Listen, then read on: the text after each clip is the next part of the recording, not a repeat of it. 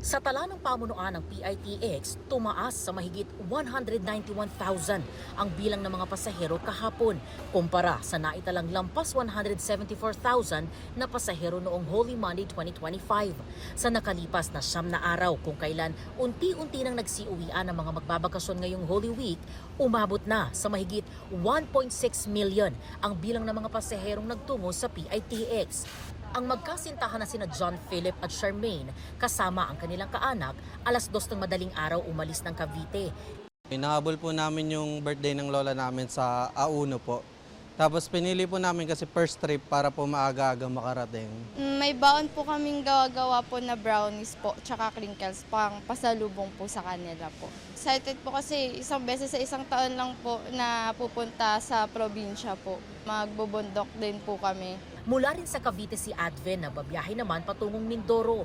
Wala pang tiyak na oras pero ang bus na masasakyan daw niya mamaya pa raw hapon. Siyempre po pag kami pag Holy Week talagang nagsasama-sama kami pag sumasama kami sa prosesyon pag Biyernes Santo. Ang 64 years old na si Danica naman galing pang Negros Occidental at nakarating sa PITX kaninang 1 a.m. Magbakasyon lang.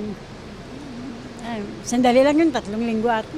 Dito sa PITX nananatiling mahigpit ang seguridad.